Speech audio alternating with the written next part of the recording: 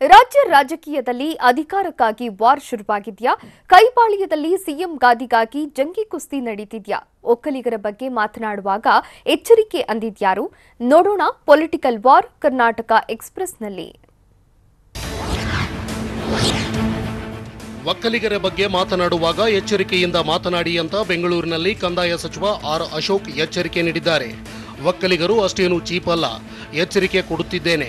ಪದೇ ಪದೇ ಒಕ್ಕಲಿಗ ಜಾತಿ ವಿಚಾರ ಬೀದಿಗೆ ತಂದು ರಂಪಾಟ ಮಾಡ್ತಾ ಇದ್ದಾರೆ. ಒಕ್ಕಲಿಗ ಸಮುದಾಯದ ಎಲ್ಲ ಸ್ವಾಮೀಜಿಗಳಿಗೆ ನೋವಾಗಿದೆ.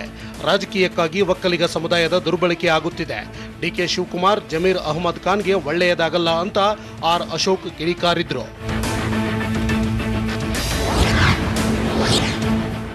ಮುಖ್ಯಮಂತ್ರಿ ಸ್ಥಾನಕ್ಕಾಗಿ ಒಕ್ಕಲಿಗ ಟ್ರಂಪ್ ಕಾರ್ಡ್ ವಿಚಾರಕ್ಕೆ ಮಾಜಿ ಸಿಎಂ ಕುಮಾರಸ್ವಾಮಿ ಕಿಡಿಕಾರಿದ್ದಾರೆ. ಯಾರು ಯಾವ ಟ್ರಂಪ್ ಕಾರ್ಡ್ ಆದರೂ ಬಳಸಲಿ, ರಾಜ್ಯದ ಮತದಾರ ಅಂತಿಮವಾಗಿ ತೀರ್ಮಾನ ಮಾಡುತ್ತಾರೆ. ಸುಮ್ಮನೆ ನಾನು ಸಿಎಂ ಅಂದ್ರೆ ಸಾಲದು, ಸಿಎಂ ಆಗಬೇಕೆಂದು ಡಿಕೆ ಶಿವಕುಮಾರ್ ಆಸೆ ಪಡುವುದು ತಪ್ಪಲ್ಲ. ಆದರೆ ಅಭಿವೃದ್ಧಿ ಹೇಗೆ ಮಾಡ್ತೇವೆ ಅನ್ನೋದು ಮುಖ್ಯ. ಸಿಎಂ ಆಗಲು ನಾಡಿನ ಜನರ ಆಶೀರ್ವಾದ ಇರಬೇಕು ಅಂತ ರಾಮನಗರದಲ್ಲಿ ಎಚ್ಡಿಕೆ ಹೇಳಿದ್ದಾರೆ. ಮರಣದಂಡ ಎಷ್ಟು ನಡೀತು? ಒಕ್ಕಲಿಗರ ಬಗ್ಗೆ ಜಮೀರ್ ಹೇಳಿಕೆ ಕುರಿತು ಕಾಂಗ್ರೆಸ್ ನಾಯಕರೇ ಅಸಮಾಧಾನ ಹೊರಹಾಕಿದ್ದಾರೆ. ಜಮೀರ್ ಹೇಳಿಕೆಗೆ ಚಲುವರಾಯಸ್ವಾಮಿ ಆಕ್ಷೇಪ ವ್ಯಕ್ತಪಡಿಸಿದ ವಿಚಾರಕ್ಕೆ ಕೆಪಿಸಿಸಿ ಅಧ್ಯಕ್ಷ ಡಿಕೆ ಶಿವಕುಮಾರ್ ಪ್ರತಿಕ್ರಿಯಿಸಿದ್ದಾರೆ. ಜಮೀರ್ ಹೇಳಿಕೆ ಬಗ್ಗೆ ನನ್ನ ಬಳಿ ಯಾರೊಬ್ಬರೂ ಚರ್ಚೆ ಮಾಡಿಲ್ಲ. ಸಂಘಟನೆ ವಿಚಾರ ಬಿಟ್ಟು ನಾನು ಯಾವುದೇ ವಿಚಾರದ ಬಗ್ಗೆ ಮಾತಾಡಿಲ್ಲ ಅಂತ ಬೆಂಗಳೂರಿನಲ್ಲಿ ಡಿಕೆ ಶಿವಕುಮಾರ್ ತಿಳಿಸಿದ್ರು.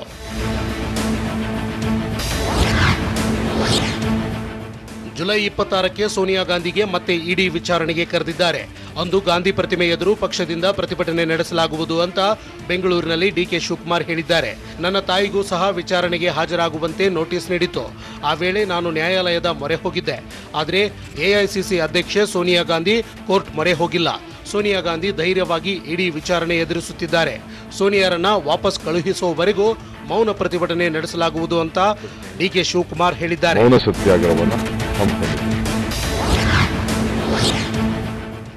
ರಾಮನಗರದಲ್ಲಿ ಕಾಂಗ್ರೆಸ್ ಸಂಸದ ಡಿಕೆ ಸುರೇಶ್ ಸ್ಪರ್ಧೆ ವಿಚಾರಕ್ಕೆ ಮಾಜಿ ಸಿಎಂ ಎಚ್ಡಿ ಕುಮಾರಸ್ವಾಮಿ ಟಾಂಗ್ ನೀಡಿದ್ದಾರೆ. ಯಾರೇ ಬಂದು ಸ್ಪರ್ಧಿಸಿದರೂ ನಾವು ಚುನಾವಣೆ ಎದುರಿಸುತ್ತೇವೆ. ರಾಮನಗರ ಕ್ಷೇತ್ರ ನನಗೆ ರಾಜಕೀಯ ಜನ್ಮ ಕೊಟ್ಟ ಭೂಮಿ. ಈಗ ಚುನಾವಣೆ ನಡೆದರೂ ಸಹ 15ರಿಂದ 20ಕ್ಕೂ ಹೆಚ್ಚು ಸ್ಥಾನ ಗೆಲ್ಲುತ್ತೇವೆ ಅಂತ ರಾಮನಗರದಲ್ಲಿ ಮಾಜಿ ಸಿಎಂ ಎಚ್ಡಿ ಕುಮಾರಸ್ವಾಮಿ ಹೇಳಿದ್ದಾರೆ.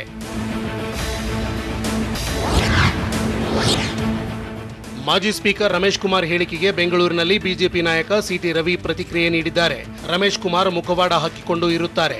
ಈ ಬಾರಿ ತಮ್ಮ ಮುಖವಾಡ ಕಳಚಿದ್ದಾರೆ. ಸಣ್ಣ ಕಳ್ಳ ಮತ್ತೊಬ್ಬ ದೊಡ್ಡ ಕಳ್ಳನಿಗೆ ಬೆಂಬಲ ನೀಡಿದಂತಾಗಿದೆ ಅಂತ ಕಾಂಗ್ರೆಸ್ ಪ್ರತಿಭಟನೆ ಬಗ್ಗೆ ವ್ಯಂಗ್ಯವಾಡಿದ್ದಾರೆ. ಬಿಜೆಪಿ ನಾಯಕರು ಚರ್ಚೆಗೆ ಬರುವಂತೆ ಡಿಕೆಶಿ ಸವಾಲು ವಿಚಾರಕ್ಕೆ ತಿರುಗೇಟು ನೀಡಿದ ಸಿಟಿ ರವಿ ಸವಾಲನ್ನ ನಾವು ಸ್ವೀಕಾರ ಮಾಡಿದ್ದೇವೆ ಅಂತ ಹೇಳಿದ್ದಾರೆ. ಕಾಂಗ್ರೆಸ್ನಲ್ಲಿ ಸಿಎಂ ಗಾದಿಗಾಗಿ ಪೈಪೋಟಿ ವಿಚಾರಕ್ಕೆ ಸಿಟಿ ರವಿ ಕಿಡಿಕಾರಿದ್ರು. ಮುಖ್ಯಮಂತ್ರಿ ಹುದ್ದೆ ಯಾರಪ್ಪನ ಆಸ್ತಿಯಲ್ಲ, ಇಲ್ಲದ ಕುರ್ಚಿಗಾಗಿ ಕಾಂಗ್ರೆಸ್ ನಾಯಕರು ಹೋರಾಡುತ್ತಿದ್ದಾರೆ.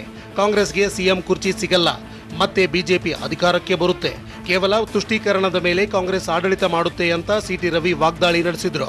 ಹಿಂದೆ ಅವರಿಗೆ ಅಧಿಕಾರ ನೀಡಿದಾಗ ಏನೆಲ್ಲ ಆಗಿದೆ ಅನ್ನೋದು ಗೊತ್ತು. ಒಬ್ರು ಜೈಲಿಗೆ ಹೋಗಿ ಬಂದವರು, ಇನ್ನು ಕೆಲವರು ಜೈಲಿಗೆ ಹೋಗುವ ದಾರಿಯಲ್ಲಿ ಇದ್ದಾರೆ. ಇವರದ್ದು ದೇಶಭಕ್ತಿಯಲ್ಲ, ಸೋನಿಯಾ ಭಕ್ತಿ, ಭ್ರಷ್ಟಾಚಾರದ ಭಕ್ತಿ ಅಂತ ಸಿಟಿ ರವಿ ಕುಟುಕಿದ್ರು. ಕಾಂಗ್ರೆಸ್ನಲ್ಲಿ ಒಗ್ಗಟ್ಟಿಲ್ಲ, ಸ್ಥಾನಮಾನಕ್ಕಾಗಿ ಕಚ್ಚಾಟ ನಡೆಯುತ್ತಿದೆ ಅಂತ ಪರಿಷತ್ ಸದಸ್ಯ ಚಲುವಾದಿ ನಾರಾಯಣಸ್ವಾಮಿ ಹೇಳಿದ್ದಾರೆ. ಇಲ್ಲದ ಸ್ಥಾನಕ್ಕಾಗಿ ಕಾಂಗ್ರೆಸ್ ನಾಯಕರು ಕಚ್ಚಾಡುತ್ತಿದ್ದಾರೆ. ಅವರ ಜಗಳ ಮುಗಿಯುವ ವೇಳೆಗೆ ಎಲ್ಲವೂ ಮುಗಿದು ಹೋಗಿರುತ್ತದೆ. 2023ರ ಚುನಾವಣೆಯಲ್ಲಿ ಕಾಂಗ್ರೆಸ್ 60ರಿಂದ 65 ಸ್ಥಾನಗಳನ್ನು ಗೆಲ್ಲುವುದು ಕಷ್ಟವೆಂದು ಚಲುವಾದಿ ನಾರಾಯಣಸ್ವಾಮಿ ಭವಿಷ್ಯ ನುಡಿದಿದ್ದಾರೆ. ಬಿಜೆಪಿ ನೋಡಿ ಕಾಂಗ್ರೆಸ್ ಪಾಠ ಕಲಿಯಬೇಕು ಎಂಬ ಸಚಿವ ಸುಧಾಕರ್ ಹೇಳಿಕೆಗೆ ಕೆಪಿಸಿಸಿ ಅಧ್ಯಕ್ಷ ಡಿಕೆ ಶಿವಕುಮಾರ್ ತಿರುಗೇಟು ನೀಡಿದ್ದಾರೆ. ಬಿಜೆಪಿ ಭ್ರಷ್ಟಾಚಾರ ಲೂಟಿ ಮಾಡುತ್ತಿರುವ ಪಕ್ಷ. ಬಿಜೆಪಿಯಲ್ಲಿನ ಕೊಳಕನ್ನ ಕಂಡು ಅಲ್ಲಿರುವವರೇ ಅರಗಿಸಿಕೊಳ್ಳುತ್ತಿಲ್ಲ. ಈ ವಿಚಾರದ ಬಗ್ಗೆ ಬೇಕಿದ್ದರೆ ಬಿಜೆಪಿ ಕಾರ್ಯಕರ್ತರನ್ನೇ ಕೇಳಿ ಅಂತ ಬೆಂಗಳೂರಿನಲ್ಲಿ ಕೆಪಿಸಿಸಿ ಅಧ್ಯಕ್ಷ ಡಿಕೆ ಶಿವಕುಮಾರ್ ಟಾಂಗ್ ಕೊಟ್ರು.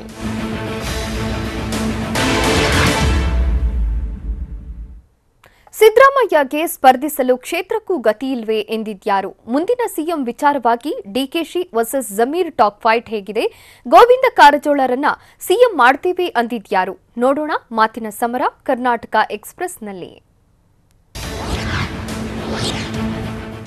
ಕಾಂಗ್ರೆಸ್ನಲ್ಲಿ ಸಿಎಂ ಅಭ್ಯರ್ಥಿ ವಿಚಾರವಾಗಿ ಪೈಪೋಟಿ ವಿಚಾರಕ್ಕೆ ಬೆಂಗಳೂರಿನಲ್ಲಿ ಟಿವಿ9ಗೆ ಕಾಂಗ್ರೆಸ್ ನಾಯಕ ಜಿ ಪರಮೇಶ್ವರ್ ಪ್ರತಿಕ್ರಿಯೆ ನೀಡಿದ್ದಾರೆ. ನಾವು ಈಗಲೇ ಸಿಎಂ ಅಭ್ಯರ್ಥಿ ವಿಚಾರದ ಬಗ್ಗೆ ಮಾತಾಡಬಾರದು. ವಿಧಾನಸಭಾ ಚುನಾವಣೆಯಲ್ಲಿ ಕಾಂಗ್ರೆಸ್ ಪಕ್ಷ 113 ಸ್ಥಾನ ಗೆಲ್ಲಬೇಕು. ನಂತರ ಸಿಎಂ ಯಾರಾಗಬೇಕು ಎಂದು ಹೈಕಮಾಂಡ್ ನಿರ್ಧರಿಸುತ್ತೆ. ಸಿದ್ದರಾಮಯ್ಯ ಮತ್ತೆ ಸಿಎಂ ಆಗಬೇಕೆಂದು ಜಮೀರ್ ಹೇಳಿಕೆ ವಿಚಾರಕ್ಕೆ ಪ್ರತಿಕ್ರಿಯಿಸಿ ಕೆಲವರು ತಮ್ಮ ಅಭಿಪ್ರಾಯಗಳನ್ನು ಹೇಳಿದ್ದಾರೆ. ಅದರ ಬಗ್ಗೆ ಕೆಪಿಸಿಸಿ ಅಧ್ಯಕ್ಷ ಡಿಕೆ ಶಿವಕುಮಾರ್ ಕ್ರಮ ಕೈಗೊಳ್ಳುತ್ತಾರೆ ಅಂತ ಹೇಳಿದರು.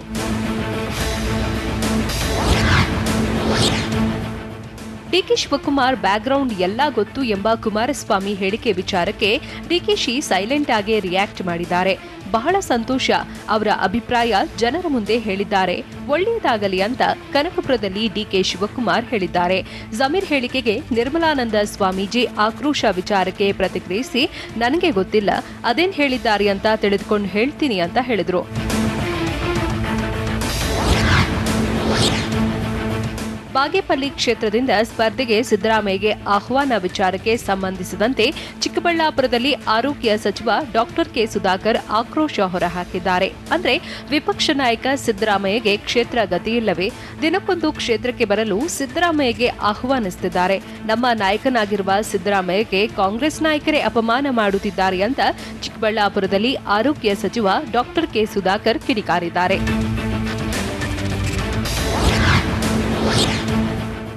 ಇತ್ತ ರಾಜ್ಯ ಕಾಂಗ್ರೆಸ್ನಲ್ಲಿ ಸಿಎಂ ಅಭ್ಯರ್ಥಿ ವಿಚಾರಕ್ಕೆ ಸಂಬಂಧ ನಡೆದಿರೋ ಕಾಳಗ ದಿನದಿಂದ ದಿನಕ್ಕೆ ತಾರಕಕ್ಕೇರುತ್ತಲೇ ಇದೆ. ವಿಪಕ್ಷ ನಾಯಕ ಸಿದ್ದರಾಮಯ್ಯ ಹಾಗೂ ಕೆಪಿಸಿಸಿ ಅಧ್ಯಕ್ಷ ಡಿಕೆಶಿ ಬಣದ ನಡುವೆ ಬಿಗ್ ಫೈಟ್ ನಡೆದಿದೆ. ಇದರ ನಡುವೆ ಸಿದ್ದರಾಮಯ್ಯ ಮತ್ತೆ ಸಿಎಂ ಆಗಬೇಕು ಅಂತ ಶಾಸಕ ಜಮೀರ್ ಅಹ್ಮದ್ ಮತ್ತೆ ಹೇಳಿರೋದು ಡಿಕೆಶಿಯನ್ನ ಕೆರಳಿಸಿದೆ. ಜಮೀರ್ ಹಾಗೂ ಡಿಕೆಶಿ ನಡುವೆ ಇದೀಗ ಸಂಗ್ರಾಮವೇ ನಡೀತಿದೆ. ಡಿಕೆಶಿಗೆ ಸಿಟ್ಟು ಬಂದ್ರೆ ನಾನೇನ್ ಮಾಡಕ್ಕಾಗತ್ತೆ ಅಂತ ಜಮೀರ್ ಹೇಳಿದ್ರು. ಈ ಹೇಳಿಕೆ ಕನಕಪುರ ಬಂಡಿಯನ್ನು ಮತ್ತಷ್ಟು ಖುದ್ದು ಹೋಗುವಂತೆ ಮಾಡಿದೆ.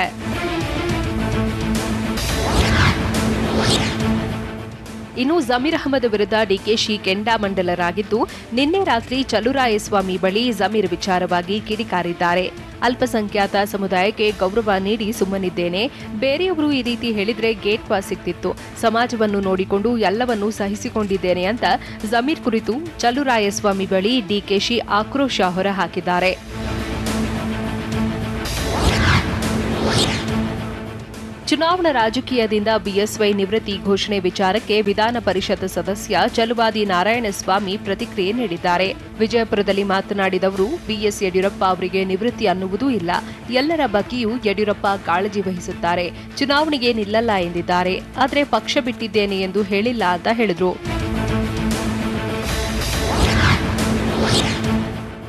ಬಿವೈ ವಿಜಯೇಂದ್ರ ಸ್ಪರ್ಧೆ ಬಗ್ಗೆ ಯಡಿಯೂರಪ್ಪ ಹೇಳಿಕೆ ವಿಚಾರಕ್ಕೆ ಮಾಜಿ ಸಿಎಂ ಕುಮಾರಸ್ವಾಮಿ ಟಾಂಗ್ ಕೊಟ್ಟಿದ್ದಾರೆ. ಅಭ್ಯರ್ಥಿಯಾಗುವ ವಿಚಾರಕ್ಕೆ ಬಿಜೆಪಿಯವರು ಪ್ರಚಾರ ಕೊಡುತ್ತಿದ್ದಾರೆ. ಬಿಜೆಪಿಯವರ ಹವ್ಯಾಸವೇ ಪ್ರಚಾರ ಪಡೆದು ಅಧಿಕಾರಕ್ಕೆ ಬರುವುದು. ಜನರ ಸಮಸ್ಯೆಗಳನ್ನು ಪರಿಹರಿಸಿ ಬಿಜೆಪಿ ಅಧಿಕಾರ ಹಿಡಿಯುವುದಿಲ್ಲ. ಇದಕ್ಕೆ ಹೆಚ್ಚಿನ ಮಹತ್ವ ಕೊಡುವ ಅಗತ್ಯವಿಲ್ಲ ಅಂತ ರಾಮನಗರದಲ್ಲಿ ಮಾಜಿ ಸಿಎಂ ಎಚ್ಡಿ ಕುಮಾರಸ್ವಾಮಿ ಹೇಳಿಕೆ ನೀಡಿದ್ದಾರೆ.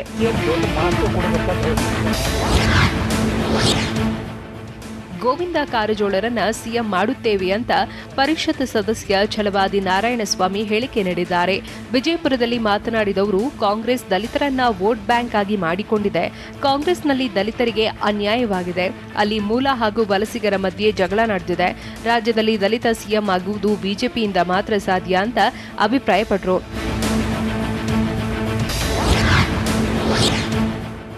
ಹಣೆ ಬರಹದಲ್ಲಿ ಬರೆದಿದ್ರೆ ಡಿಕೆ ಶಿವಕುಮಾರ್ ಸಿಎಂ ಆಗಬಹುದು ಎಂದು ಡಿಕೆಶಿ ಪರ ಜೆಡಿಎಸ್ ನಾಯಕ ಡಿಎಂ ವಿಶ್ವನಾಥ್ ಬ್ಯಾಟ್ ಬೀಸಿದ್ದಾರೆ. ಕನಕಪುರ ತಾಲೂಕಿನಲ್ಲಿ ಡಿಕೆಶಿ ಸಿಎಂ ಆಗುವ ಬಗ್ಗೆ ಚರ್ಚೆ ನಡೆದಿದೆ. ಸಿಎಂ ವಿಚಾರವಾಗಿ ಡಿಕೆಶಿ ಕಮಿಟಿ ಮಾಡಿ ನನ್ನನ್ನು ಸೇರಿಸಿಕೊಳ್ಳಲಿ ಅಂತ ಕನಕಪುರದಲ್ಲಿ ಕೆಂಪೇಗೌಡ ಜಯಂತಿಯಲ್ಲಿ ಡಿಎಂ ವಿಶ್ವನಾಥ್ ಹೇಳಿಕೆ ನೀಡಿದ್ದಾರೆ. ಈ ಹಿಂದೆ ಕನಕಪುರದಲ್ಲಿ ಡಿಕೆಶಿ ವಿರುದ್ಧ ಡಿಎಂ ವಿಶ್ವನಾಥ್ ಸ್ಪರ್ಧಿಸಿದ್ರು.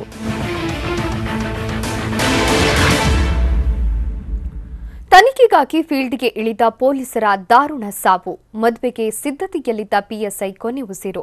ಕೊಪ್ಪಳದಲ್ಲಿ 5 ಸಾವು. ಡೀಸೆಲ್ ಟ್ಯಾಂಕರ್ ಪಲ್ಟಿ ಬಳಿಕ ಆಗಿದ್ದೇನು ನೋಡೋಣ. ಸಾವಿನ ಸಂಡೆ ಕರ್ನಾಟಕ ಎಕ್ಸ್‌ಪ್ರೆಸ್‌ನಲ್ಲಿ. ಶಿವಾಜಿನಗರ ಪೊಲೀಸ್ ಠಾಣೆಯಲ್ಲಿ ನೀರವ ಮೌನ ಆವರಿಸಿದೆ. ದುರಂತ ಆಗಿರುವ ವಿಷಯ ತಿಳಿದಿರುವ ಪೊಲೀಸರು ಸಹೋದ್ಯೋಗಿಗಳನ್ನ ನೆನೆದು ಭಾವುಕರಾಗಿದ್ದಾರೆ. ಇತ್ತ ಆಂಧ್ರದಲ್ಲಿ ನಡೆದ ದುರಂತ ವಿಷಯ ತಿಳಿದುಕೊಂಡಿರುವ ಗೃಹ ಸಚಿವ ಆರಗ ಜ್ಞಾನೇಂದ್ರ ಮರುಗಿ ಹೋಗಿದ್ರು. ಪೊಲೀಸ್ ಸಿಬ್ಬಂದಿ ಸಾವಿಗೆ ಕಂಬನಿ ಮಿಡಿದ್ರು. ಸಿಬ್ಬಂದಿ ಮೃತಪಟ್ಟಿರುವುದು ಅತ್ಯಂತ ನೋವು ತಂದಿದೆ. ಗಾಯಾಳುಗಳಿಗೆ ಸೂಕ್ತ ಚಿಕಿತ್ಸೆ ಕೊಡಿಸಲಾಗುವುದು. ಚಿಕಿತ್ಸೆ ವೆಚ್ಚ ಇಲಾಖೆಯೇ ಭರಿಸುತ್ತೆ ಅಂತ ಗೃಹ ಸಚಿವ ಆರಗ ಜ್ಞಾನೇಂದ್ರ ನೋವಿನಲ್ಲೇ ಹೇಳಿದ್ರು. ಸದ್ಯ ಶಿವಾಜಿನಗರ ಪೊಲೀಸ್ ಠಾಣೆಗೆ ಪೂರ್ವ ವಿಭಾಗ ಡಿಸಿಪಿ ಭೀಮಾಶಂಕರ್ ಗುಳೇದ್ ಭೇಟಿ ನೀಡಿ ಅಧಿಕಾರಿಗಳಿಂದ ಮಾಹಿತಿ ಪಡೆದುಕೊಂಡಿದ್ದಾರೆ.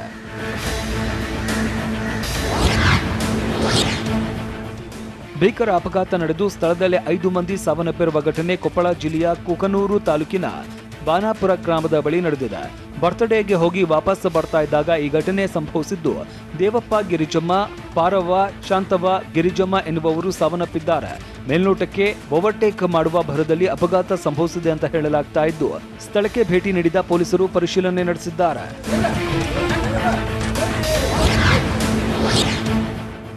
ಕೊಪ್ಪಳ ಜಿಲ್ಲೆಯ ಕುಕನೂರು ತಾಲೂಕಿನ ಬಾನಾಪುರ ಬಳಿ ಅಪಘಾತದಲ್ಲಿ ಮೃತಪಟ್ಟವರ ಕುಟುಂಬಕ್ಕೆ ಸಿಎಂ ಬಸವರಾಜ ಬೊಮ್ಮಾಯಿ ಪರಿಹಾರ ಘೋಷಣೆ ಮಾಡಿದ್ದಾರೆ. ಮೃತ ಕುಟುಂಬಗಳಿಗೆ ತಲಾ 5 ಲಕ್ಷ ರೂಪಾಯಿ ಪರಿಹಾರ ಘೋಷಿಸಿದ್ದಾರೆ. ಇನ್ನು ಕುಕನೂರ ತಾಲೂಕು ಆಸ್ಪತ್ರೆಗೆ ಸಚಿವ ಹಾಲಪ್ಪ ಆಚಾರ್ ಭೇಟಿ ನೀಡಿ ಮೃತರ ಕುಟುಂಬಗಳಿಗೆ ಸಾಂತ್ವನ ಹೇಳಿದ್ರೆ ಅಲ್ಲದೆ ಸಿಎಂ ಪರಿಹಾರ ನೀಡುತ್ತಾ ಇರುವ ಬಗ್ಗೆ ಮಾಹಿತಿ ಕೊಟ್ಟಿದ್ದು ಕೂಡ ಹಾಲಪ್ಪ ಆಚಾರ್.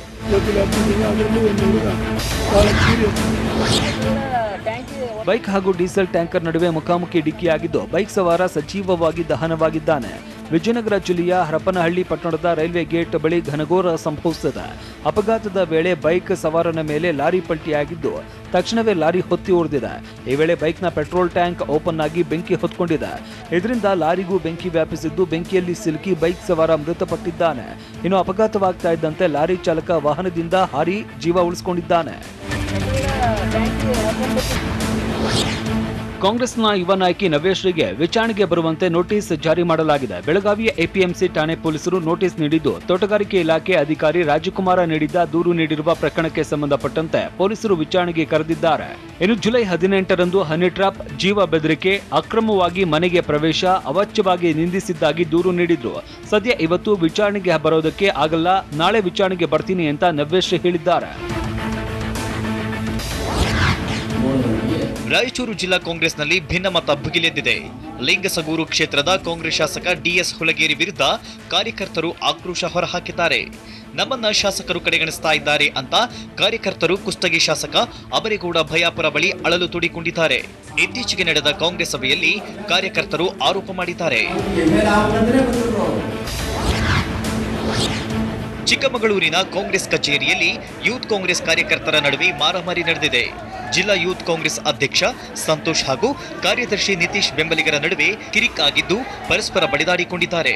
ಇನ್ನು ಕಾರ್ಯದರ್ಶಿ ಹುದ್ದೆಯಿಂದ ನಿತೀಶ್ನನ್ನ ತೆಗೆದು ಹಾಕಿದ್ದಕ್ಕೆ ಪರಸ್ಪರ 2 ಗುಂಪುಗಳ ಮಧ್ಯೆ ಹೊಡೆದಾಟ ನಡೆದಿದೆ. ಈ ಬೆಳವಣಿಗೆಯಿಂದ ಬೇಸತ್ತಿರುವ ಬ್ಲಾಕ್ ಕಾಂಗ್ರೆಸ್ ಅಧ್ಯಕ್ಷ ಮಂಜೇಗೌಡ ರಾಜೀನಾಮೆಗೆ ಮುಂದಾಗಿದ್ದಾರೆ. ಹಾಸನ ಜಿಲ್ಲೆ ಅರಕಲಗೂಡು ಕ್ಷೇತ್ರದ ಶಾಸಕ ಎಟಿ ರಾಮಸ್ವಾಮಿ ವಿರುದ್ಧ ಆಪ್ತರು ಬಂಡಾಯ ಎದ್ದಿದ್ದಾರೆ. ಗೌಪ್ಯ ಸಭೆ ನಡೆಸಿ ಎಟಿ ರಾಮಸ್ವಾಮಿ ವಿರುದ್ಧ ಜೆಡಿಎಸ್ ಮುಖಂಡರು ಸಮರ ಸಾರಿದ್ದಾರೆ. ಶಾಸಕ ಎಟಿ ರಾಮಸ್ವಾಮಿ ನಿರ್ಲಕ್ಷ್ಯದ ನಡೆಯಿಂದ ಬೇಸತ್ತು ಸಭೆ ನಡೆಸಿದ್ರು. ಸಭೆಯಲ್ಲಿ ಮುಂದಿನ ರಾಜಕೀಯ ನಡೆಯ ಬಗ್ಗೆ ಸಮಾನ ಮನಸ್ಕ ಜೆಡಿಎಸ್ನ ಪ್ರಮುಖ ಮುಖಂಡರು ಚರ್ಚೆ ನಡೆಸಿದ್ರು. ಇದೀಗ ಎಟಿ ರಾಮಸ್ವಾಮಿ ಕಾಂಗ್ರೆಸ್ ಸೇರುವ ವದಂತಿ ಹಾಗೂ ಕಾರ್ಯಕರ್ತರನ್ನ ನಿರ್ಲಕ್ಷಿಸುತ್ತಿರುವ ಬಗ್ಗೆ ಚರ್ಚೆ ನಡೆಸಿ ಬಂಡಾಯ ಎದ್ದಿದ್ದಾರೆ. ಕಿಕ್ನಲ್ಲಿ ಕಿಡಿಗೇಡಿಗಳು ಅಟ್ಟಹಾಸ ಮೆರೆದಿದ್ದು ಎಲ್ಲಿ? ದರೋಡೆ ಮಾಡಿ ದೇವರಿಗೆ ಕ್ಷಮೆ ಕೇಳಿದ ಕಿರಾತಕರು? ಎಂಬಿಎ ಓದಿದ್ದ ಯುವಕ ಕಳ್ಳದಾರಿ ಹಿಡಿದಿದ್ದು ಹೇಗೆ? ಪ್ರಿಯಕರನ ಖರ್ಚಿಗೆ ಕಾಸಿಲ್ಲ ಎಂದಿದ್ದಕ್ಕೆ ಪ್ರೇಯಸಿ ಮಾಡಿದ ಪ್ಲಾನ್ ಏನು? ನೋಡೋಣ ಬೆಂಗಳೂರು ಕರ್ನಾಟಕ ಎಕ್ಸ್‌ಪ್ರೆಸ್‌ನಲ್ಲಿ.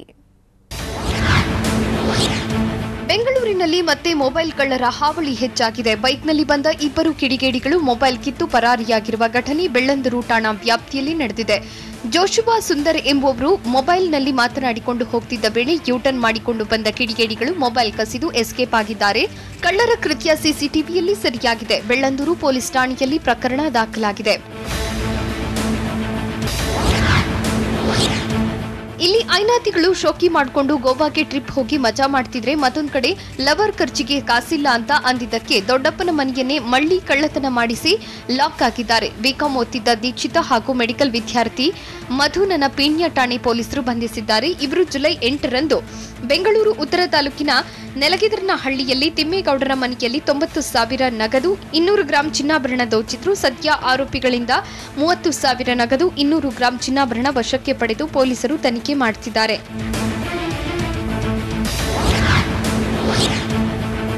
ದೇಹಕ್ಕೆ ಮತ್ತೇರಿಸಿಕೊಂಡು ಮಧ್ಯರಾತ್ರಿ ಕಿಡಿಗೇಡಿಗಳು ಅಟ್ಟಹಾಸ ಮೆರೆದಿದ್ದಾರೆ. ಬೆಂಗಳೂರು ಗ್ರಾಮಾಂತರ ಜಿಲ್ಲೆ ದೇವನಹಳ್ಳಿ ಪಟ್ಟಣದ ಬಜಾರ್ ರಸ್ತೆಯಲ್ಲಿ ಘಟನೆ ನಡೆದಿದೆ. ಕಿಡಿಗೇಡಿಗಳು ಸಿಸಿ ಕ್ಯಾಮೆರಾ ಹಾಗೂ ಲೈಟ್ಗಳನ್ನು ಪೀಸ್ ಮಾಡಿದ್ದಾರೆ.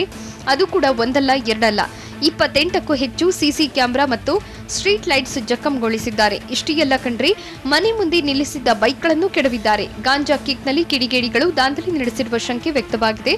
ಅಟ್ಟಹಾಸ ಮೆರೆದಿರುವ ಕಿಡಿಗೇಡಿಗಳಿಗೆ ಪೊಲೀಸರು ತಡಕಾಡುತ್ತಿದ್ದಾರೆ.